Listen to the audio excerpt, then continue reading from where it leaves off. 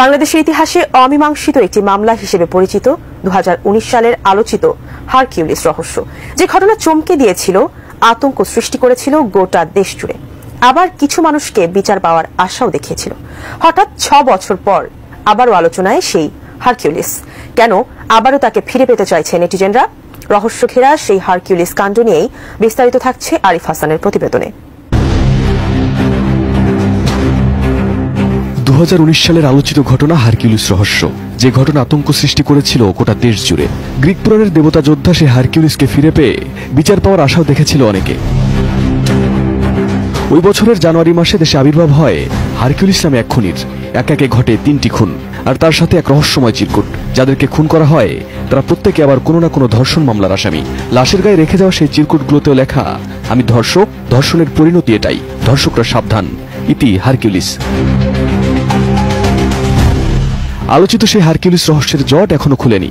সেই ঘটনার 6 বছর পর আবারও আলোচনায় সেই গুপ্ত খুনের মাস্টারমাইন্ড হারকিউলিস।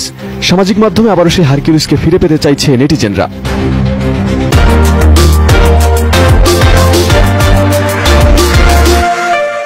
গত কয়েকদিনে গণমাধ্যমের খবর হয়েছে দেশের বিভিন্ন স্থানে ঘটে যাওয়া অসংখ্য ধর্ষণের ঘটনা।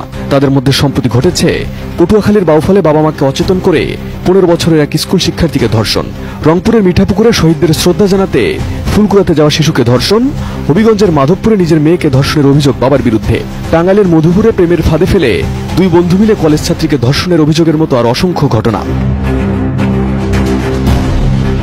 এসব ঘটনায় পরিবার কিংবা পরিবারের বাইরে নারীদের নিরাপত্তা নিয়ে প্রশ্ন উঠছে। দেশের আইন শৃঙ্খলা পরিস্থিতির উপর আস্থা হারিয়ে নারীরা এখন নিরাপত্তাহীনতায় ভুগছেন। দেশের নানা স্থানে ঘটে যাওয়া এসব ঘটনায় জনগণের মধ্যেও ক্ষোভ তৈরি হয়েছে। আর তাই এক প্রকার বাধ্য হয়ে যেন অনেক নেটিজেন সামাজিক মাধ্যমে পোস্ট করছেন যেন আবার সেই গুপ্তঘাতক হারকিউলিস ফিরে আসেন, যিনি ধর্ষণকারীদের সর্বোচ্চ শাস্তি নিশ্চিত করবেন। কিন্তু অপরাধীকে শাস্তি দেওয়ার জন্য দেশের আইন আছে। বিচার বহির্ভূত হত্যাকাণ্ড বা নিজ হাতে আইন তুলে নেওয়াও আইনের পরিপন্থী এবং শাস্তিযোগ্য অপরাধ। বিচার বহির্ভূত শাস্তির ফলে সমাজে বিশৃঙ্খলা ও নিরাপদ ব্যক্তিদের প্রতি অবিচার ঘটতে পারে, যা কোনোভাবেই কাম্য নয়। আর তাই আইনানুগ বিচার প্রক্রিয়া অনুসরণ করা সবচেয়ে গুরুত্বপূর্ণ।